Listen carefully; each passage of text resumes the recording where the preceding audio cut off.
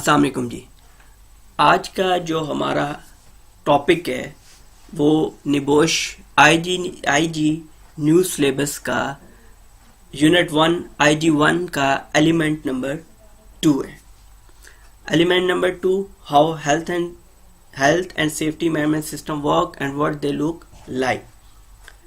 तो जी कोर्स का पूरा नाम NEBOSH international general certificate in occupational safety and health unit 1 है IG1, और उसका element number 2, how health and safety management systems work and what they look like. मतलब health and safety management system कैसा होगा और दे लुक लाइक वो किस तरह से काम करेगा, किस तरह से हम उसको इम्प्लीमेंट कर सकते हैं और अपनी ज़रूरत के मुताबिक उसको इस्तेमाल कर सकते हैं। उस मैनेजमेंट सिस्टम को ज़रूरत के मुताबिक कहने का मतलब ये है कि हर ऑर्गेनाइजेशन में स्पेसिफाइड तरीके से किस तरह से उसको हम सिस्टम का हिस्सा बनाएंगे। आगे चलते हैं जी। इस एलिमेंट 2 के अंदर दो तरह की चीज़ों के ऊपर फोकस होगा। पहली चीज़ जिसको हम देखेंगे वो है give an overview of the elements of an occupational health and safety management system and the benefits of having a formal certified system। के health and safety management system के एलिमेंट्स क्या हैं, वो कैसे काम करते हैं, और उनके अलावा जो सर्टिफाइड सिस्टम या सिस्टम हमने अडॉप्ट किया है वो किस तरह से हमारे लिए मुफीद साबित हो सकता है। दूसरे हिस्से में इसके हम पढ़ेंगे discuss the main ingredients of a occupational health and safety management system that make it effective policy responsibility arrangement. अगला हिस्सा इसका मुश्तमिल होगा पॉलिसी के ऊपर कि किस तरह से एक पॉलिसी एक मैनेजमेंट सिस्टम के अंदर बेहतर तरीके से असरअंदाज हो सकती है। बाकायदा स्टार्ट करते हैं। एलिमेंट 2 इसका फर्स्ट वन है 2.1 occupational health and safety management systems. अच्छा, occupational health and safety management systems के इस टूल PDCA साइकिल टूल को पढ़ने से पहले, इस मैनेजमेंट सिस्टम के पढ़ने से पहले कुछ नॉलेज आपको PDCA साइकिल के हवाले से देना लाजमी है। जैसे plan do check act, PDCA cycle जो है ये बेसिकली आपका health and safety management system का अपना साइकिल नहीं है, बल्कि इसको टोटल क्वालिटी मैनेजमेंट सिस्टम में से इसको अडॉप्ट किया गया है या उससे लिया गया है। कैसे? PDCA साइकिल के 5 मुख्तलिफ नाम हैं। पहला plan do check act PDCA, दूसरा PDSA plan do study act, तीसरा OPDCA cycle observation plan do check act, चौथा शेवर्ड साइकिल और पांचवा डेमिंग साइकिल। पहले 3 नाम। पहला PDCA साइकिल जब ये बना 1925 में, शेवर्ड ने इस साइकिल को डेवलप किया और हमें दिया। शेवर्ड बेसिकली एक क्वालिटी गुरु था और उसने ये सिस्टम टोटल क्वालिटी मैनेजमेंट के लिए बनाया। इसके बाद 1974 में तकरीबन आधी सदी के बाद एडवर्ड डेमिंग ने इसके ऊपर काम किया और इसलिए इस साइकिल को डेमिंग साइकिल के नाम से भी जाना जाता है। Number 1 PDCA cycle plan do check act, PDSA cycle plan do study act, OPDCA cycle observation plan do check act, then we have Shewhart cycle और डेमिंग साइकिल। उन दोनों के साइकिल में काम करने से इस साइकिल को इन नामों से भी पुकारा जाता है या इस नाम से भी ये साइकिल जाना जाता है। अब PDCA साइकिल की बात करें तो ये आपका मेन मैनेजमेंट का टूल है जिसके गिर्द तमाम तर चीजें रिवॉल्व करती हैं। The PDCA cycle plan do check act, plan में क्या है, what you are going to do, आपका इरादा क्या है, आप health and safety management system के अंदर करने क्या जा रहे हैं। डू, जो आपने प्लान किया उसको कर दीजिए। Check that what you are doing is working, आया जो काम आप कर रहे हैं वो कारामद है, मुयस्सर है, वर्किंग हालत में है या कि नहीं। Act if what you are doing could be improved, और अगर आपको चेक करने पे ये मालूम होता है कि इसमें इम्प्रूवमेंट ज़रूरत है, तो वो एक्ट की सूरत में हम इम्प्रूवमेंट्स करेंगे ताकि सिस्टम मेंटेन भी रहे और कंटिन्यूअस प्रोग्रेस की तरफ चलता रहे। Next, ILO 2001, the ILO OHSMS, ये मॉडल हमें 2001 में ILO ने दिया और ये ILO का ऑक्यूपेशनल सेफ्टी एंड हेल्थ की जानिब मॉडल था या उसके लिए मॉडल बनाया गया। इस मॉडल के अंदर आप देख सकते हैं कि इसके डिफरेंट एलिमेंट्स हैं: policy, organising, planning and implementing, evaluation phase, action for improvement and the last one audit. आप देख सकते हैं कि ऑडिट को स्लाइड की राइट साइड पे है और मेरे सामने लेफ्ट साइड पे मौजूद है। इसका मतलब यह है कि आप policy, organising, planning, evaluation, action for improvement, इन सब बातों को चेक करने के लिए हमें ऑडिट के प्रोसेस की जरूरत होगी, जिसकी मदद से हम ये तमाम तर चीजें देख सकते हैं या इन तमाम तर चीजों को ट्रैक पे रखने के लिए हमें ऑडिट का सहारा लेना पड़ेगा।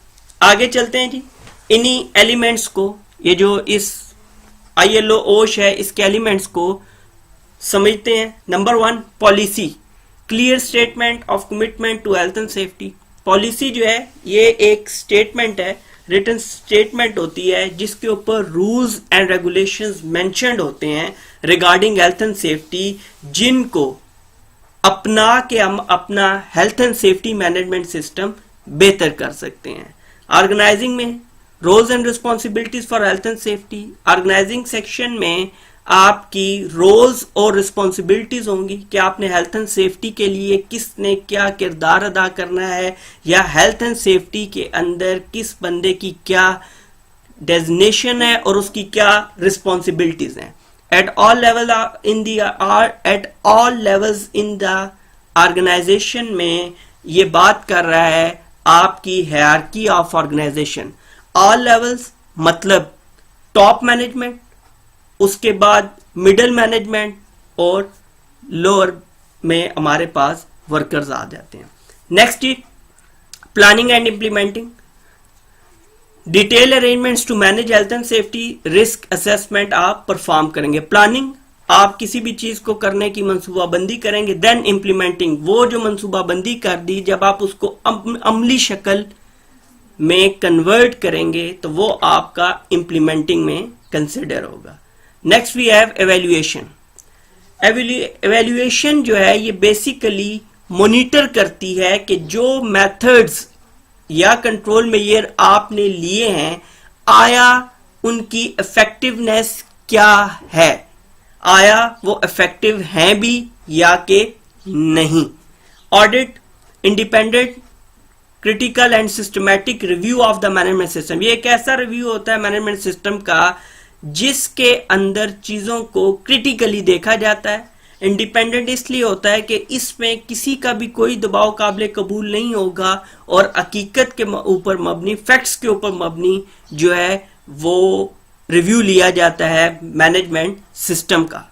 एक्शन फॉर इम्प्रूवमेंट, ऐसी सूरत हाल जिसमें ऑडिट से हमें ये बात वाज़ेह होती है कि हम लैग कर रहे हैं, तो ऐसी सूरत में ऑडिट जो है हमें क्लियर कट जो रिमेडियल एक्शंस देगा या हमें सजेशंस देगा, हमें वो अपने सिस्टम को करेक्ट करने के लिए यूज करनी पड़ेंगी। Continual improvement, the safety management system will develop over time. Continual improvement में ऐसा है कि आप चीजों को एक हफ्ते, एक महीने, एक साल में ठीक नहीं कर सकते, बल्कि एक वक्त दरकार होता है जिसकी मदद से आप कुछ टाइम जब चीजों को देते हैं तो वो कंटिन्यूअल इंप्रूवमेंट की जानिब गामजन हो जाती हैं।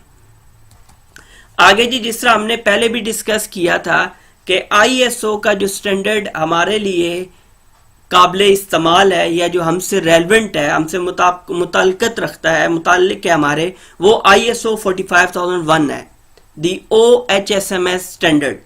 ये occupational health and safety management system का इंटरनेशनल ऑर्गेनाइजेशन फॉर स्टैंडर्डाइजेशन का स्टैंडर्ड है 45001, जो जिसके मुताबिक ऑर्गेनाइजेशन का health and safety management system का ऑडिट किया जाता है। अच्छा जी, मॉड्यूल 2.1 हमारा कंप्लीट हो गया। 2.1 के अंदर जो कुछ हमने पढ़ा उससे रिलेटेड पहली एक्सरसाइज हमारे साथ आ गई है, जिससे मैं पहले लेक्चर्स में भी बताता रहा हूं कि आपके पास जब भी मेरे लेक्चर के दौरान कोई भी एक्सरसाइज आए तो लाजिम है कि आप उस एक्सरसाइज को अपने तौर पर फिल आउट करें, अपने तौर पर प्रिपेयर करें, और उसके बाद जब वो प्रिपेयर हो जाए सजेशंस के लिए आप मेरे साथ शेयर करें मेरी ईमेल आईडी के ऊपर, मेरे व्हाट्सएप के ऊपर, ताकि मैं उसमें आपको मजीद कुछ गाइड कर सकूं। अच्छा जी, नेक्स्ट आ गया एलिमेंट 2.2। 2.2 मतलब एलिमेंट 2 का सेकंड पार्ट हमारे सामने इस टाइम पे मौजूद है।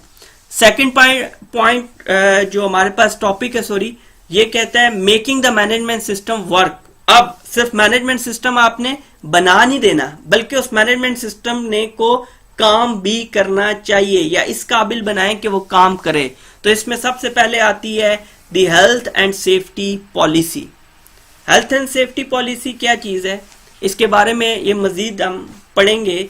इसकी वजह यह है कि health and safety policy health and safety management system की फाउंडेशन है। एन इंपॉर्टेंट डॉक्यूमेंट है जी, the foundation stone for good health and safety management in health and safety management in an organisation. Foundation stone बुनियादी है जी, बिल्कुल बुनियाद है। जब तक ये नहीं होगी तो आप सिस्टम का तयन नहीं कर सकते। Sets out the organisation's aim, इससे पता चलता है कि ऑर्गेनाइजेशन के मकासद क्या हैं। Identifies who is responsible for achieving these AIIMS, और ये आइडेंटिफाई करेगा कि कौन से मकासद हासिल करने के लिए कौन जिम्मेदार है। States how the aims are to be achieve, और फिर बतलाएगा कि आप अपने मकासद को अचीव कैसे कर सकते हैं, हासिल कैसे कर सकते हैं। Specific to each organisation requirement understood है। Health and safety policy should be specific. ये स्पेसिफिक इसलिए होगी कि फॉर एग्जांपल एक ही हेल्थ एंड सेफ्टी पॉलिसी तमाम तर ऑर्गेनाइजेशंस के अंदर कभी भी फिट इन नहीं हो सकती।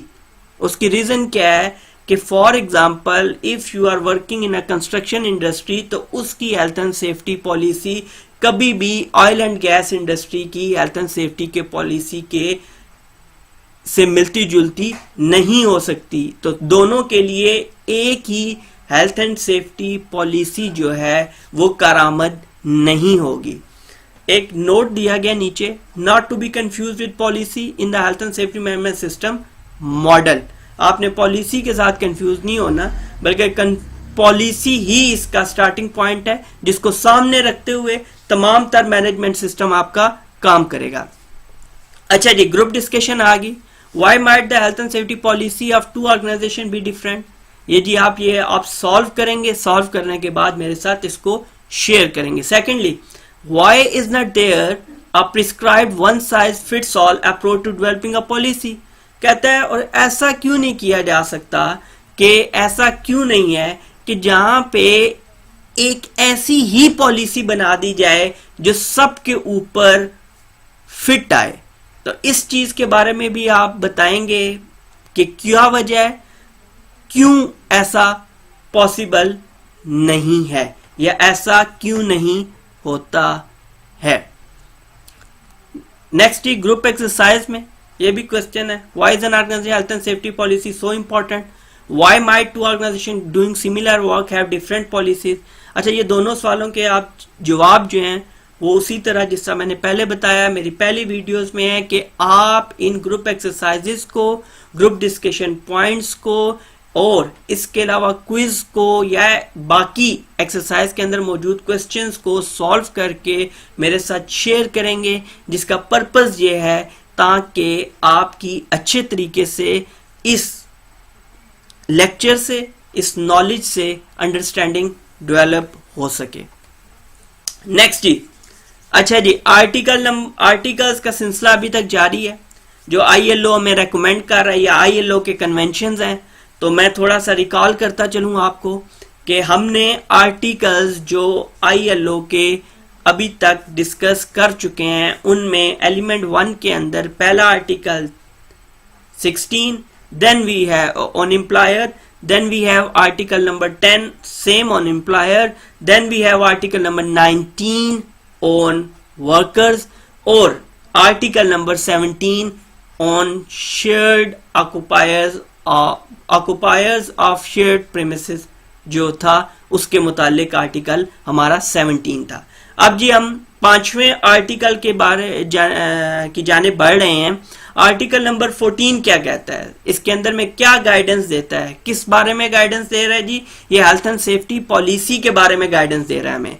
ILO recommendation R164 requires employers to set down in writing policy and arrangements for health and safety management where circumstances warrant it in a readily understood language or medium। अच्छा जी, इसको अगर हम समझेंगे तो किस तरह से समझेंगे कि आर्टिकल नंबर 14 एक एम्प्लॉयर को पाबंद कर रहा है कि वो हेल्थ एंड सेफ्टी पॉलिसी को तहरीरी शक्ल में डेवलप करे। डेवलप करने के बाद वो दो काम करे, एक तो ये कि तमाम वर्कर्स तक इस हेल्थ एंड सेफ्टी पॉलिसी को वो पहुंचाए, और पहुंचाए भी किस में?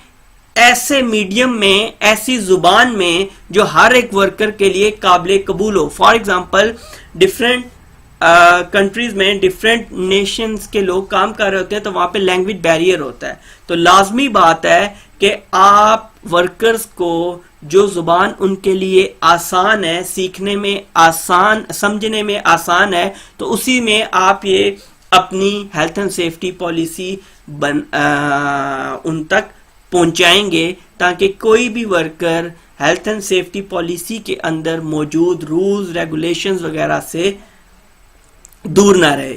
आगे चलते हैं जी। अब एक हेल्थ एंड सेफ्टी पॉलिसी को मजीद 3 हिस्सों में तकसीम कर लिया गया है। इस डिवीजन का पर्पस क्या है? इस डिवीजन का पर्पस ये है, हेल्थ एंड सेफ्टी पॉलिसी को हमने जो 3 हिस्सों में डिवाइड किया है, इसका पर्पस ये है ताकि हम हेल्थ एंड सेफ्टी पॉलिसी को बेहतर तरीके से पहले तो मरतब कर सकें, इस्टेब्लिश कर सकें, डेवलप कर सकें, और दूसरा हमें इसकी इम्प्लीमेंटेशन के दौरान कोई भी किसी भी तरह की दुश्वारी ना आए। जब हम हर पॉइंट को इसके एड्रेस करेंगे तो उसी सूरत में एक health and safety policy effective हो सकती है किसी भी ऑर्गेनाइजेशन के लिए। Number 1, statement of intent. हम करना क्या चाह रहे हैं जी?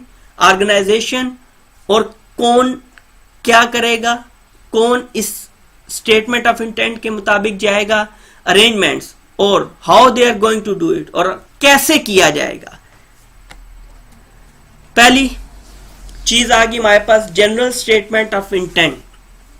जनरल स्टेटमेंट ऑफ इंटेंट जिससे पहले डिस्कस हुआ, इसके अंदर यह चीज सामने लाई जाती है कि हम करना क्या चाह रहे हैं। इस सेक्शन के अंदर setting overall AIIMS and objective, हम तमाम तर एम्स, अपने मकासद जो हम हासिल करना चाह रहे हैं वो सेट करेंगे। कंप्लाइंग विद लॉ, कानून को फॉलो करेंगे। अचीविंग स्टैंडर्ड, और जो स्टैंडर्ड्स जिस तरह से ISO 9001 EMS मैनेजमेंट सिस्टम के स्टैंडर्ड्स हैं, इनको अचीव कैसे करेंगे। Reminds worker at all levels of their responsibility, हर लेवल पे, top management, middle management, lower management और वर्कर लेवल तक हर बंदे को उसकी जिम्मेदारियां याद करवाएंगे कि उसने क्या क्या करना है। Signed and dated by the most senior person. अच्छा, हेल्थ एंड सेफ्टी पॉलिसी का ये एक बहुत बड़ा अहम पॉइंट है, एक अहम नुक्ता है कि health and safety policy signed by most senior person क्यों होनी चाहिए और डेटेड क्यों होनी चाहिए। पहली बात तो ये है कि अगर ऑर्गेनाइजेशन में मिडिल या लोअर लेवल का वर्कर इसको साइन करता है तो इससे ऊपर वाले लोग कभी भी उसके ऊपर अमल दरामद नहीं करेंगे। दूसरा, it should be dated. Dated होने से ये पता चलता है कि कब कब हमें हेल्थ एंड सेफ्टी पॉलिसी का रिव्यू लेना है, या लास्ट टाइम जब health and safety policy develop की गई तब सर्कमस्टांसेस क्या थे, अब सर्कमस्टांसेस क्या हैं, तो इसके मुताबिक पीरियोडिकली भी हम हेल्थ एंड सेफ्टी पॉलिसी को जब रिव्यू लेते हैं तो उसकी डेट से ही हमें अंदाजा होता है कि हमारी पहले वाली हेल्थ एंड सेफ्टी पॉलिसी कितनी पुरानी हो चुकी है। तो ऐसी सूरत में हम उसका फिर रिव्यू लेते हैं। रेगुलर रिव्यू उस सूरत में होगा जब आपने पहले से इसको पीरियोडिकली आपने एक चीज डिसाइड की हुई है कि हमने annual health and safety policy का रिव्यू लेना है, 6 मंथली रिव्यू लेना है। ये डिपेंड करता है ऑर्गेनाइजेशन की पॉलिसीज के ऊपर। नेक्स्ट जी, अब सेटिंग स्मार्ट ऑब्जेक्टिव्स।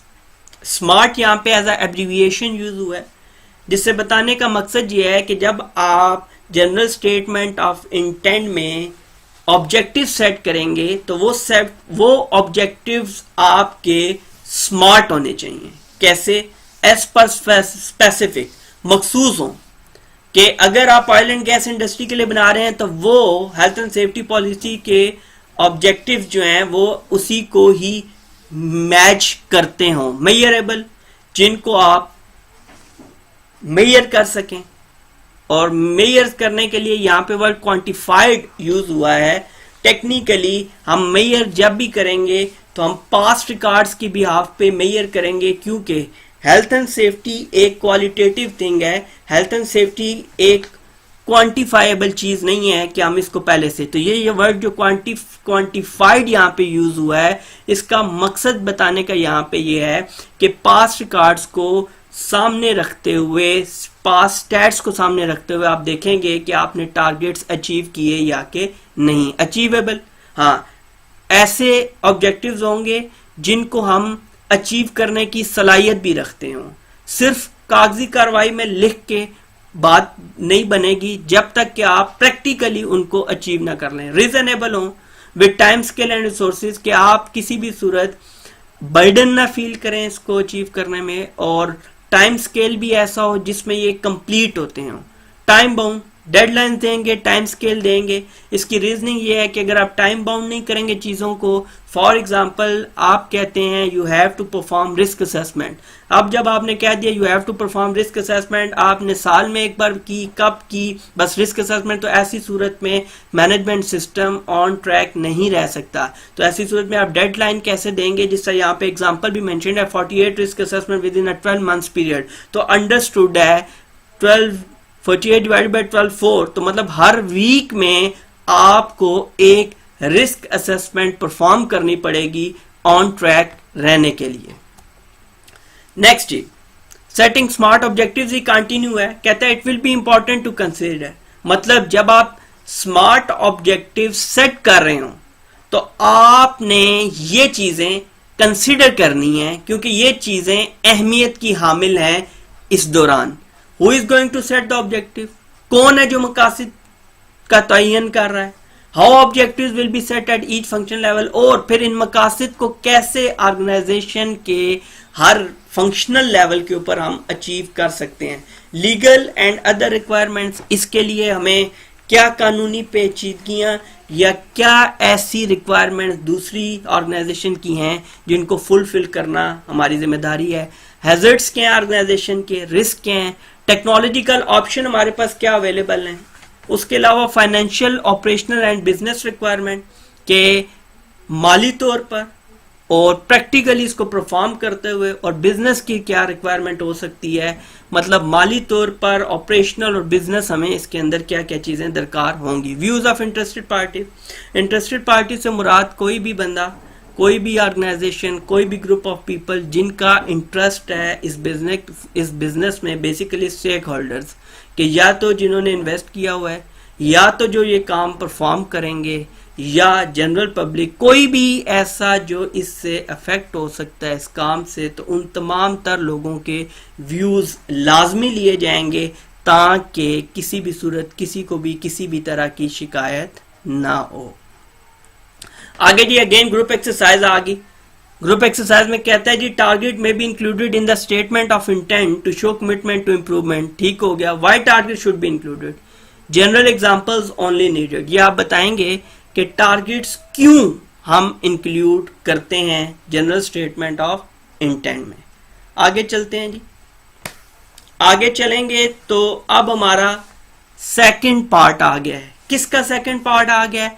जो हमने हेल्थ एंड सेफ्टी पॉलिसी के सेक्शंस डिस्कस किए थे उसके अंदर। पहला था जनरल स्टेटमेंट ऑफ इंटेंट, दूसरा ऑर्गेनाइजेशनल सेक्शन था। तो ऑर्गेनाइजेशनल सेक्शन में रोल्स एंड रिस्पॉन्सिबिलिटीज कि आपने अब स्टेटमेंट ऑफ इंटेंट तो बता दिया आपने, स्मार्ट ऑब्जेक्टिव सेट करके आपने बता दिया कि हम हमारे मकासद क्या हैं, हम करना क्या चाह रहे हैं। अब ये चीज यहाँ पे क्लियर की जाएगी कि ऑर्गेनाइजेशनल रोल्स एंड रिस्पॉन्सिबिलिटीज कैसे आप डिफाइन करेंगे या किस तरह से देंगे। पहले outline the chain of command for health and safety management system. Chain of command COC को बोलते हैं, जिसमें आपके MD से या GM से एक कमांड स्टार्ट होती है और वो नीचे वर्कर तक स्टेप बाय स्टेप आती है। ये chain of command system COC इसलिए डेवलप किया जाता है ताकि चीजें स्मूथली परफॉर्म होती रहें।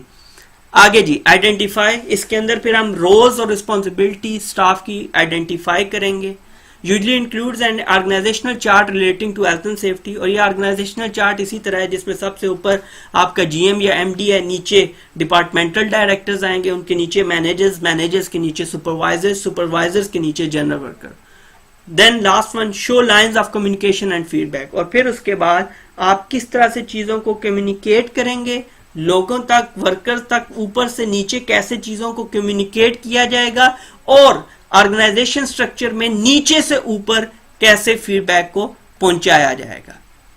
ये जी जिसके बारे में मैं बात कर रहा था, आपके सामने ये ऑर्गेनाइजेशनल चार्ट मौजूद है जिसके ऊपर मैनेजिंग डायरेक्टर, अच्छा ये जो ऑर्गेनाइजेशन के ऊपर है, याद रखिएगा 1990s से पहले आपके ऑर्गेनाइजेशन स्ट्रक्चर के अंदर GM general manager, managing director और CEO तीनों लोगों के डेजिग्नेशंस मौजूद होते थे।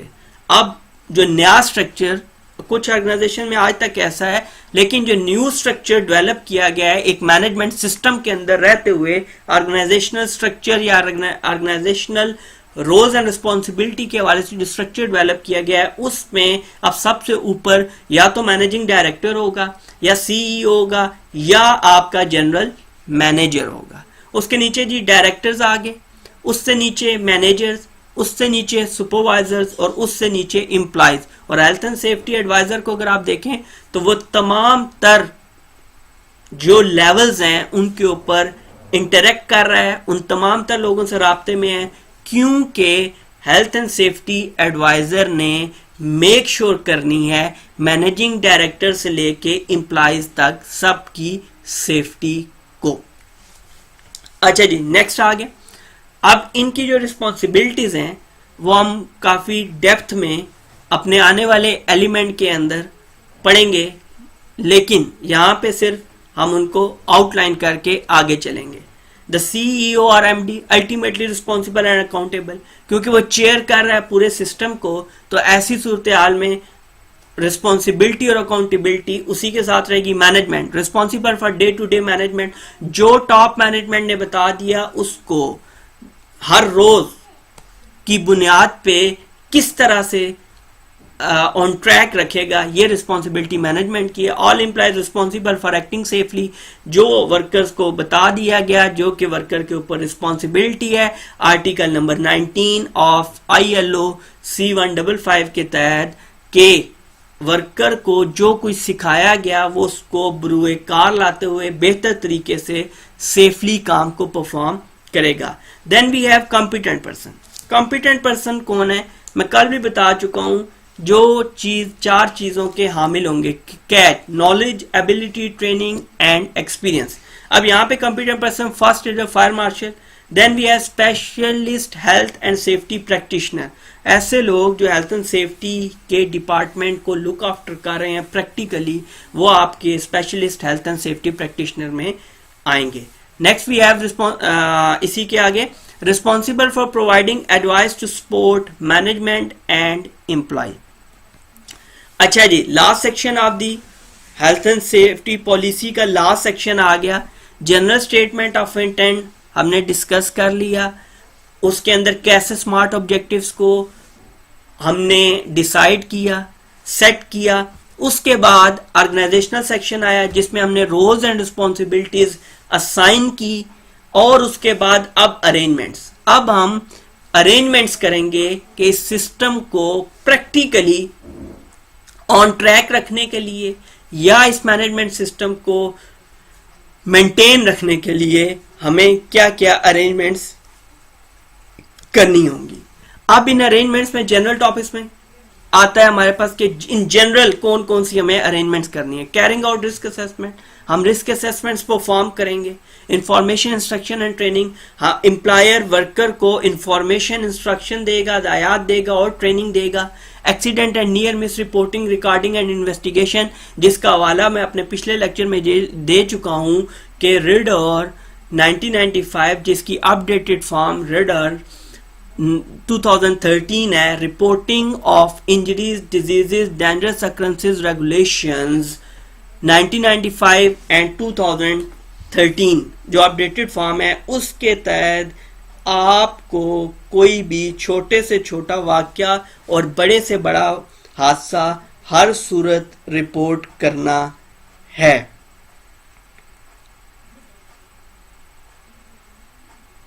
अच्छा जी, next we have consultation with worker. और वर्कर के साथ कंसल्ट करना लाजिम है एम्प्लॉयर के लिए. और इसके लिए भी मैं पहले बता चुका हूं आपको. ILO C155 का आर्टिकल नंबर 12 और आर्टिकल नंबर 20 बाउंड करता है एम्प्लॉयर को कि अपने वर्कर के साथ वो कंसल्टेशन लाजमी करे. Next we have developing safe system of work.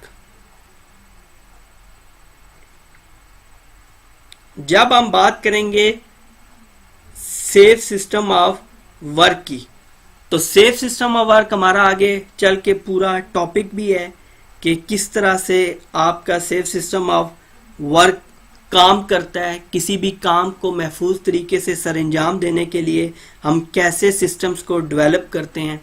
Next we have welfare and first aid provision. Welfare और फर्स्ट एड आपने मुहैया करनी, कैसे अरेंज करने हैं. Fire safety and prevention, emergency procedure, compliance monitoring including auditing. Compliance monitoring में आप क्या करेंगे, आप ये चीज देखते हैं कि आया कि किसी भी जगह पे काम तो किया जा रहा है, कहीं पे काम कानून शिकनी करके तो नहीं किया जा रहा. और ऑडिटिंग भी इसी ऑडिटिंग का जो प्रोसेस है वो भी इसी नोयत की चीज है जो मॉनिटर करती है कि सिस्टम ऑन ट्रैक होने के साथ साथ लाजमन वो सिस्टम आपका लीगली जो है वो चीजों के ऊपर पूरा उतर रहा हो. Next we have individual activity है जी, ये आप अपने तौर पे करेंगे. उसके बाद उसी तरह मेरे साथ शेयर करेंगे. Can you think of any other specific health and safety hazard. अगर आपको हेल्थ एंड सेफ्टी हैजर्ड्स का पता है तो आप क्या करेंगे.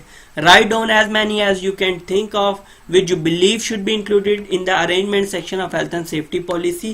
के arrangement section of health and safety policy के अंदर specific health and safety hazard जो बंदा जिस organization में है या उसके इर्द गिर्द जो काम हो रहा है वो उसको सामने रखते हुए इनकी एक लिस्ट बनाए. लिस्ट बनाने के बाद मुझे WhatsApp या ईमेल पे शेयर करें ताकि मैं उसके ऊपर उसको मजीद गाइडलाइन दे सकूं. अरेंजमेंट्स में क्या होगा, specific risk and problem.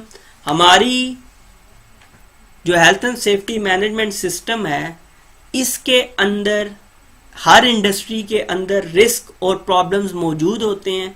Main types अगर आप उन हैजर्ड्स की देखें तो वही mechanical, physical, chemical, biological, ergonomics, psychosocial तरह के हैजर्ड्स होते हैं. लेकिन उनमें फिर आगे स्पेसिफिकेशन होती है. फॉर एग्जांपल, और वो स्पेसिफिकेशंस जो हैं उनके अंदर उन हैजर्ड्स के अंदर प्रायोरिटीज डेवलप करती हैं. फॉर एग्जांपल, एक ऑयल एंड गैस इंडस्ट्री के अंदर जो सबसे बड़ा हैजर्ड होगा वो फायर हो सकता है. वो वहां पे HUS का प्रॉब्लम हो सकता है। लेकिन कंस्ट्रक्शन इंडस्ट्री में आप आएंगे तो यहाँ पे आपको फॉल फ्रॉम हाइट का हो सकता है। तो इस तरह ये आपके हैजर्ड या रिस्क डिफर कर सकते हैं, क्योंकि हर साइट की अपनी स्पेसिफिकेशन की वजह से वहां पे हैजर्ड्स भी जो हैं वो स्पेसिफाइड होंगे। एनीहाउ यहाँ पे स्पेसिफिक रिस्क एंड प्रॉब्लम की जब हम बात करते हैं तो लोन वर्किंग, अकेले काम करना मसला है, नॉइज एक्सपोजर कंट्रोल, शोर बहुत ज्यादा है, वाइब्रेशन एक्सपोजर कंट्रोल, वाइब्रेशन बहुत ज्यादा है। आने वाले लेक्चर्स में ये पूरे एलिमेंट्स के अंदर टॉपिक्स मौजूद हैं जिनको हम बड़ी डिटेल में वहां पे डिस्कस करेंगे कि किस लेवल तक हमें नॉइज या वाइब्रेशन का सामना करने की सूरत में हम सेफ रह सकते हैं। Control of exposure to toxic material जहरीले जो जानलेवा साबित हो सके। कंट्रोल ऑफ क्राउड्स के अजूम है, उनको कैसे आपने काबू करना है। Control of transport risk, specific health surveillance requirement and waste disposal, कि आपका जो इंडस्ट्री के अंदर, किसी भी इंडस्ट्री के अंदर काम करने के बाद जो वेस्ट होगा आपने उसको कैसे मैनेज करना है। इसीलिए वेस्ट मैनेजमेंट का भी बाकायदा तौर पर मुख्तलिफ जगहों पर डिपार्टमेंट होता है जो प्रॉपरली वेस्ट डिस्पोजल का काम करता है। अच्छा जी, अब इसके अंदर अगर हम आते हैं नेक्स्ट, तो हम देखते हैं कि हेल्थ एंड सेफ्टी पॉलिसी के हवाले से 2 क्वेश्चन है।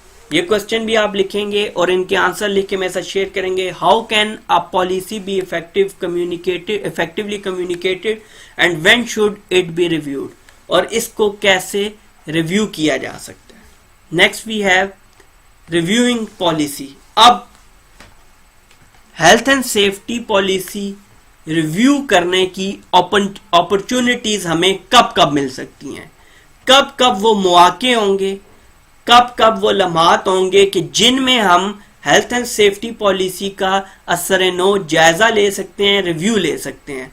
तो उनमें चेंजेस इन की पर्सनल, आपके ऐसे मुलाजमीन जो अहम ओहदों पे आपकी ऑर्गेनाइजेशन के अंदर मौजूद हैं वो बदल गए हैं, मैनेजमेंट स्ट्रक्चर आपका चेंज हो गया है, प्रोसेसेस चेंज हो गए हैं, और टेक्नोलॉजी, फॉर एग्जांपल पहले आप मैनुअली काम करते हैं, अब आपको मशीन से करना पड़ा है। लेजिस्लेशन, कानून में तब्दीली होने की वजह से आपको हेल्थ एंड सेफ्टी पॉलिसी का रिव्यू लेना पड़ेगा।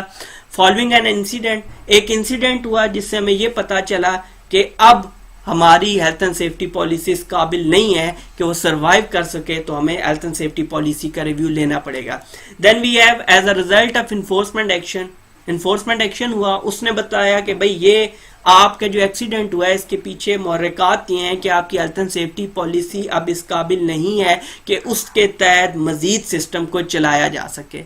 आफ्टर एन ऑडिट रिपोर्ट के बाद हमें रिमेडियल एक्शन में ये सजेस्ट किया गया है कि हमने हेल्थ एंड सेफ्टी पॉलिसी को रिव्यू करना है। आफ्टर वर्कर कंसल्टेशन, वर्कर की क्या कंसल्टेशन है, वर्कर से कंसल्ट किया, वर्कर के क्या फीडबैक आया, उसके मुताबिक चेंजिंग। और पैसेज ऑफ टाइम में आपको कोई कहता नहीं है, बल्कि आपने डिसाइड किया होता है कि एनुअली हमने हेल्थ एंड सेफ्टी पॉलिसी का रिव्यू लेना है। अच्छा जी, अब मॉड्यूल 2.2 भी खत्म हुआ है। इसके आखिर में भी आपके पास 2 क्वेश्चंस हैं, लाजमन आप ये क्वेश्चन सॉल्व करके मेरे साथ शेयर करेंगे। क्वेश्चंस क्या हैं जी?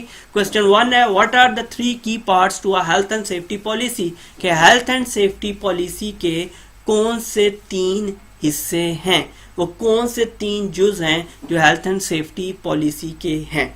नेक्स्ट जी, what type of targets might be referenced in the policy and where, कहां पे और क्या टारगेट्स जो होंगे वो हम हेल्थ एंड सेफ्टी पॉलिसी के अंदर देखेंगे, उसके मुताबिक होंगे। तो ये दोनों सवालों के जवाब, दोनों क्वेश्चंस के आंसर्स आप मुझे लिख के भेजेंगे, ताकि मैं उसके ऊपर कमेंट कर सकूं, मैं आपको उसके अंदर ऊपर गाइड कर सकूं। सेकेंडली जी, ये आज का हमारा लेक्चर कंप्लीट हो गया